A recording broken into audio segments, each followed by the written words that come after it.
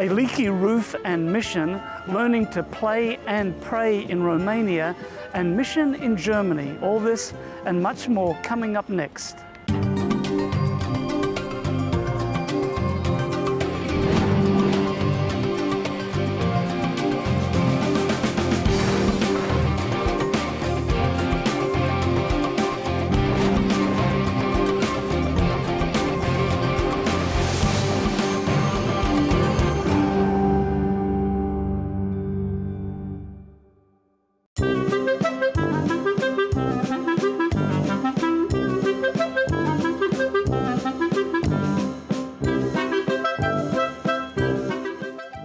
Welcome to Mission 360. I'm Gary Krause.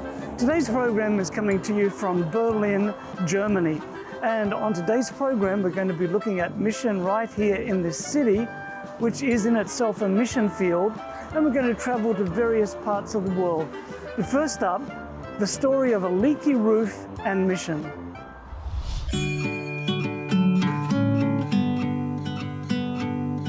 Grandmother Bridget loves her house in Germany. Her parents built the house before she was born. It was a small house, and it had one kitchen, one big bedroom, and one very small bedroom. When Grandmother Bridget was little, she slept in the very small bedroom, and her parents slept in the big bedroom. When she grew up and got married, she and her husband didn't have enough money to buy their own house, so they stayed in the big bedroom, and her parents moved into the small bedroom. Then Bridget became a mother with 2 children. Now there were 4 people in the big bedroom. Her parents, who were now grandparents, still lived in the small bedroom. There was barely enough room for everyone to fit inside the little house. 3 years passed. Everyone thought it was time to build a bigger house. So 2 more bedrooms were added to the house. The little house became a larger house. Even though the house was bigger, the rooms quickly filled up. 2 more children were born. As the children grew older, the family needed more space. So they removed the roof from the house and built a comfortable loft where the children could sleep in the space between the ceiling and the new roof. Everyone liked the new roof. The builders promised the roof would last for many, many years. 20 years passed, and the house saw many changes. The 4 children grew up and moved into their own homes. Bridget grew older and became a grandmother. The house grew old and needed a new roof. The hot sun caused cracks to form in the roof. When it rained or snowed, the water leaked into the house. Grandmother Bridget desperately needed a new roof. She found out that a new roof would cost a lot of money. Around that time, Grandmother Bridget heard about a wonderful mission project at church. Money was being collected to tell people in another country that Jesus is coming soon. Grandmother Bridget wanted to give money to the mission project, but, she thought, I cannot give any money because we need a new roof. She needed to save money to buy the new roof. Still, Grandmother Bridget wanted to give money to the mission project. She thought, God will give me a new roof, even if I give my money to the mission project. She gave her money to the mission project. A few days later, a letter arrived from the German government. Because Grandmother Bridget had retired and no longer worked, the government sent money every month to help her buy food and other important things. But this was an unexpected letter. Grandmother Bridget opened the letter and read, "We just found out that we have to give you this additional payment." Inside the letter was the exact amount of money that she needed for the new roof. Grandmother Bridget was so happy. She loves her house in Germany, and now she can live in it for many more years.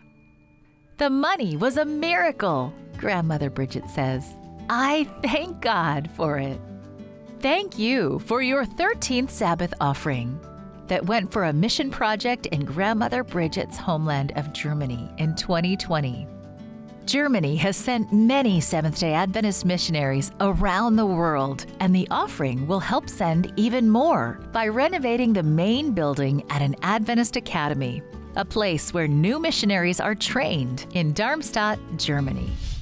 I'm in a studio here at Friedenau Adventist University, and my guest is Dr. Laszlo Szabo, who is a professor of missiology and also heads up the Arthur Daniels Institute of Mission Studies. Laszlo, thank you so much for joining me. Thank you for inviting me. Now, the Arthur Daniels Institute of Mission Studies, what do you do? Actually, the secular European context is a great challenge for Adventist Church in doing mission. So we try to support the church in its mission through our research we do, for example, conversion studies, how do people get converted, on developing new approaches, how we can reach out and win people for Christ in the secular community. So we train them, we do research, and we also network with people who are having some experiences in this term. Wonderful. And you were telling me that this region of Germany has a very high rate of unbelief, atheists. Yes, up to 80% of some areas are atheists, actually. So this is a good place for this mission studies. Yes. Now, you were telling me about an initiative that you're involved in to train Adventists in small group ministry. Why is this important, and what is the program? So we believe that everybody can contribute something to the mission, actually, which is our responsibility. So we started training church members for small group leadership. So they know how they can organize a small group, how they can do evangelism in a small group, how they can invite even secular people to their small group. So we started 2.5 years ago this training. This is a team-based approach, a completely new approach, because we discovered that people do not really like having long seminars and talks, so we changed the whole approach, and we have the impression people like it very much and they join this training. So why do we need small groups? Why can't we just invite people to programs in the church? So people do not come to the church. Whatever you organize, in many countries in the European context, you can organize the best evangelistic meeting. No one comes. So you need to go actually to the people.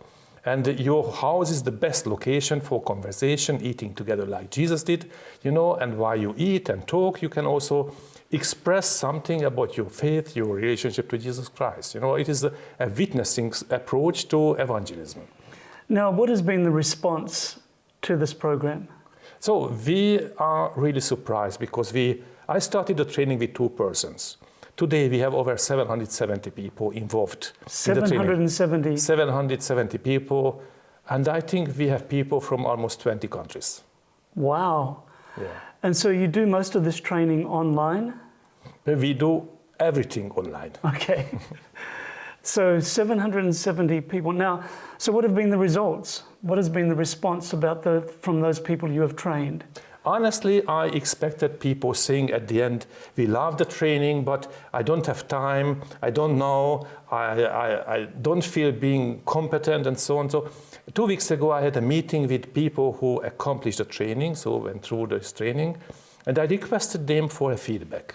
And it was amazing to listen to them, because many of them said they not only started a small group, but they feel they believe their relationship to Jesus Christ became revitalized through it. They discovered the power of having a fellowship and community. And many of them said they enjoy this ministry because finally they are not afraid of talking about their own beliefs on faith, to their friends. And it was a very interesting and powerful feedback to us that so many people start doing something for their friends. Now, you were telling me about one of the church administrators in the region was observing the training. What was his response? Yes, when he listened, he talked to me after that and said, have you seen, Laszlo, the people who talked? They used to be just sitting in the church. They didn't do anything. We did not even imagine they can contribute something. Now they are leading the mission of the local churches. Yeah, that's wonderful. Yeah, yes. Now, what sort of response has there been from people from the community who have been invited into these small groups? It's interesting, I organized a training for young adults for small group ministry. At the end of the training, I told them, now we start with an exercise. The next meeting we will have online, and you invite your friends, non-Adventist friends. And we will design the training, so the small group event online for them. So you can see how they will respond. So we had 1 hour together with these visitors. We had a Muslim there, Catholic person, and non-Adventist, secular people. And we had 5 groups. each group had some visitors. And at the end, we asked the people to give us a feedback. And we were surprised because about 40% of the visitors said, we enjoyed it very much. So if you continue, we want to be part of it. So 40% of the non-believers? Of the non-believers, or the non-Adventists. They said, if you continue like this, we want to be part of it. So 2 groups have been established through this training because they said the participants, if our visitors, if our guests are interested in having the small group, we need to continue. Now, you were telling me also about one of the Adventists participating who was a bit skeptical about the process and was wondering, I don't think this will work. Yes, it was a big online meeting with over 200 people.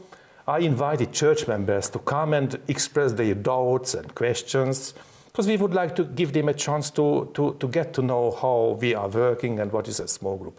And one of them asked a question. He said, we tried it many times, Laszlo, it doesn't function. And it was interesting because some other young people already started small groups and they had visitors. And one of them also decided for baptism and he participated on this training. Then he raised his hand and he answered the question of this church member. He said, you doubt about it? And I came to this small group of this church member and a pharmacist to the church. You say it doesn't have any success, but I have made a baptism decision through the small group, And 200 people listened to it, so that was the best answer I think he can get for a question like this. Yes, so it does work. So do most of these small groups meet in homes, or where do they meet? Actually, many small groups. My wife has two small groups online. We run it online, but usually if we have the chance, we want to meet in homes. Yeah. For example, I used to be a church planter and we had many small groups in my own house. And this is the best location for small groups because you can eat, share, sit, discuss, it's a nice location. It's a wonderful program, Laszlo. Thank you so much for sharing some of what's happening. Yeah, thank you for. And viewers at home, what a wonderful program this is. Small group ministry, connecting with people in the community, people who might never otherwise set foot in a church, but it's a non-threatening environment where they can get to know Jesus and to understand the Bible. If you'd like to find more information about this program, the website is on your screen. We'll be right back after this break.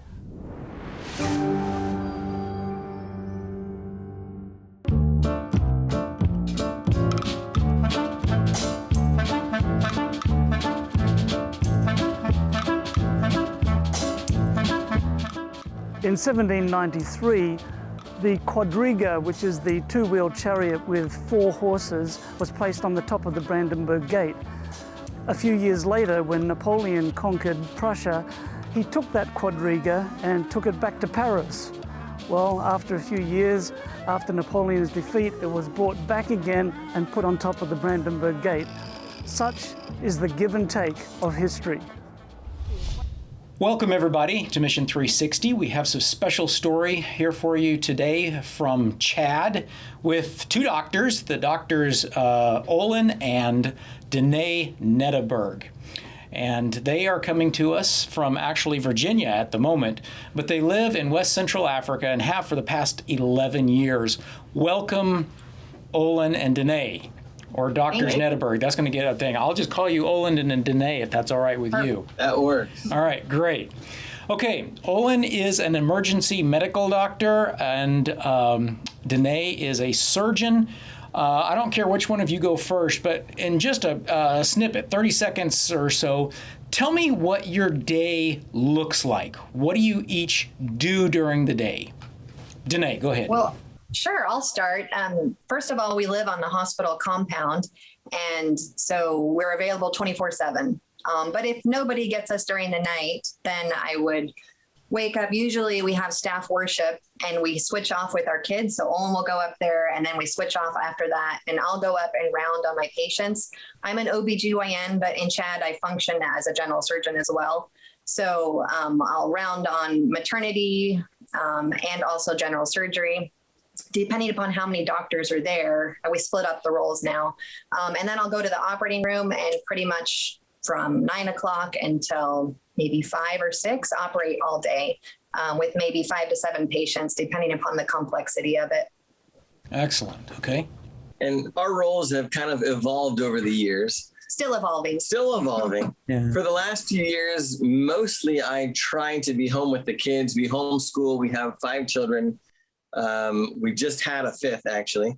But yay. We most of my job has moved away from medicine and into administrative stuff. So I'll go up from maybe 7 to 9 in the morning, go to some meetings, put out some fires wherever they happen to arise. And then it's kind of filling in. We now have a few other doctors there with us who are amazing. They're excellent, great, compassionate, intelligent doctors. They work hard.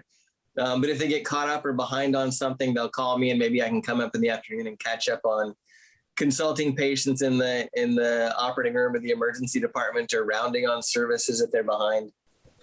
So my day can vary quite a bit from day to day. Okay. He jokes that he married an OBGYN so he didn't have to do that part of medicine. I hate obstetrics. No, so I don't have to do Okay. I'll do anything but obstetrics. So we split up our roles. I don't like orthopedics or bones, the study of bones. So he does all of that kind of thing. So Well, now we have more doctors who can do the orthopedic stuff too. So When you went, I mean, it sounds like you've got a number of other doctors and such. Was it that way when you came? when we arrived, it was just the 2 of us. And then about 15 months after we got there, actually my in-laws, her parents came, and her dad is an old school general practitioner from rural Oklahoma who's capable of doing anything. He had also been 3 years in the north of Nigeria as a missionary decades ago. I want to ask you to tell me a story. Tell me one of the things that really sticks out in your mind, an experience that you've had in Chad. I have all sorts of stuff I'd love to talk to you about, including like doing the Appalachian Trail with small children and all sorts of stuff. Maybe we'll get to that in another time. But tell me a story. Tell me something that's happened that gives us all a picture of what's happening in Chad and the things that you're dealing with and what it looks like to be a missionary in West Central Africa these days. I'll just tell you a little bit about, there's so many things we could share, but I'll tell you a little bit about women's lives in Chad. Since I'm an OBGYN, I specialize in women's medicine. And people in America can't understand that these types of things don't happen in America. And that's because we have obstetrical care. So when you deliver a baby, the types of things that happen in Chad don't happen in America. So in Chad, people deliver out in the villages and they can't make it to the hospital. And even when they do make it to the hospital, there's complications because there's not care or they have lack of resources. And you can develop what's called a vesicovaginal fistula. And that's when the baby gets blocked and you have tissue that dies. And then you have urine constantly leaking. And so since we've been there for so long and with practice, I've been able to learn how to repair these. And it's a surgical procedure. And I can just tell you, there's so many women now that we've been able to help. And we're doing this through our friends and family in America who support us. And it's amazing because one surgery, they don't even know can fix them, but they can come into the hospital and a month later leave cured and dry and not having urine all over them. There's one woman in particular, her name is Josephine. She was actually a complication from one of my surgeries that I had done on her during a C-section. She had labored a long time and her baby unfortunately had passed away. And I've known her for maybe 8 or 10 years already, like almost my whole time that I've been there. And she had such a complicated course and it was such a frustrating course. Of her being in the hospital for a long time. But because of that, we're really close now. So when I see her in the village, she knows me, I know her name, she knows my name. And it's really a special bond. And it was really rewarding to be able to fix her from her issue because that's what we're there to do. We're there to be Jesus' hands and feet. And it's wonderful to be able to do that. And it's kind of underselling the impact that this has. A woman has a baby, the baby dies. Now she leaks urine constantly. She smells of urine. The husband no longer wants her. The family doesn't want her. They'll put her on the outside of the village. They won't bring her food. And it can be fatal for women just from neglect after this happens. And then to come in after years of just being a total outcast of society, they can be healed and they can go back as a whole person. They no longer smell of urine. And Danae can do 60 or 70 of these every year. Wow. There's been women that have had this problem for 20 years. So it's just amazing. And then these women will come in. Danae will do this for a week constant. And she'll do so many of these. And these women make a sisterhood together. And then sometimes women will come back and they'll encourage the women who are just now coming in for the first time smelling urine. And they'll be able to say to them, I once had what you had, and now look at me. Now I'm healed. Wow, we could go on all day, but we're already out of time. How do the kids like Chad? The kids have a very different worldview than most kids. I bet. They homeschool, and they don't have very good teachers. Their parents aren't very good homeschoolers. Right. But they love it. They know how to read. They know how to do math. And then their day will be occupied they'll turn on the hose outside and make a mud village, a mud city out of just mud and sticks. And they have a very simple existence, but a very happy existence. They know how to speak. No French. Phones or? No. Very, very limited to essentially no screen time when they're in Africa. They enjoy books. They enjoy each other. They're very close to each other. Okay, let's face it. They're not perfect, but I'm Oh, I love it. I wish we could spend a lot more time with you, but maybe we'll be able to do that in a little bit. Thank you for joining us, and we'll keep you in our prayers. Thank you for spending a few minutes with us and meeting the Nettebergs. I hope that you have gotten at least a little bit of a vision of what missionary life is like around the world. Thank you for joining us.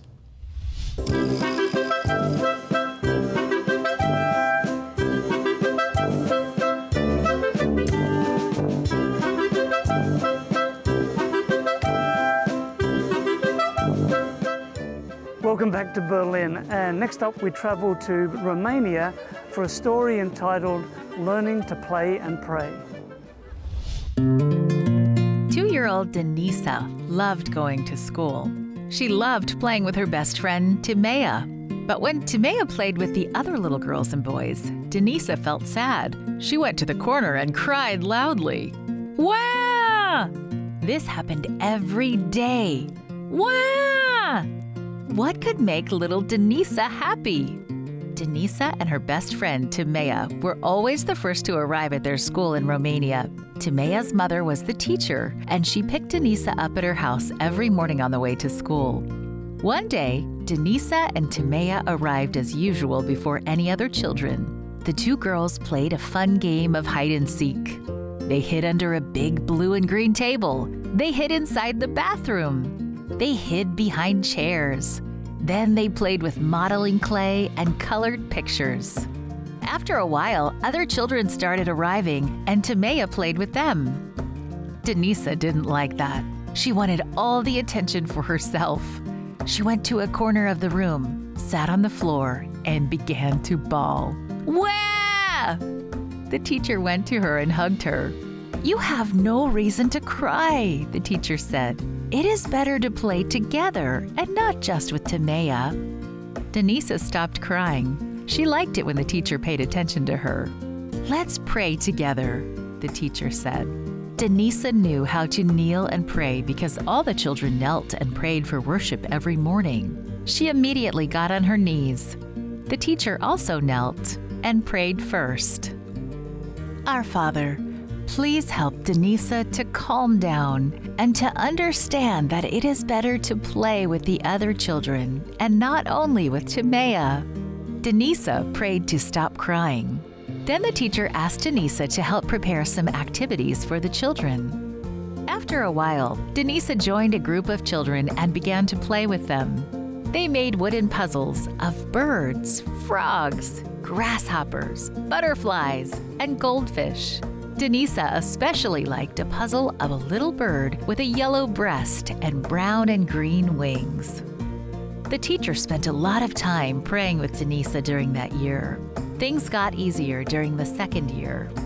After a while, Denisa started going to church with Timea and the teacher on Sabbath. The teacher taught the Sabbath school lesson. Denisa liked praying in the class and learning more about Jesus. Today, Denisa is 10. And she still prays a lot. In Sabbath school, she always is the first to raise her hand to volunteer. Denisa and Timea are still best friends. They play together almost every day. Part of your 13th Sabbath offering will help open a school and after-school center in Romania where children can learn to pray just like Denisa did at the Adventist school. Thank you for planning a generous offering.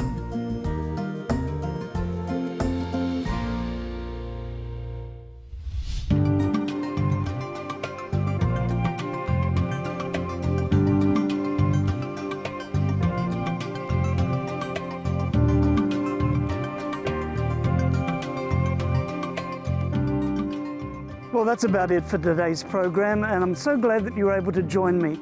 We've seen many different aspects of mission on today's program, but the thought that lingers with me is the challenge that we're facing in Western Europe, in places such as Berlin, where, you know, for many years this was the powerhouse of Christianity and sending missionaries all over the world. Today they need prayer, they need support, they are a mission field. And it's encouraging to see people being inspired by the Holy Spirit to come up with new ideas and new ways of sharing the love of Jesus. And I want to thank you for your support of mission, not only here in Europe, but around the world. Thank you for your donations to Global Mission that help church planting, support Global Mission pioneers, support urban centers of influence. But most of all, thank you for your prayers. It's so encouraging for people on the front lines of mission to know that there is a world church praying for them. Well, for Adventist Mission, I'm Gary Krause, and I hope that you can join me next time right here on Mission 360.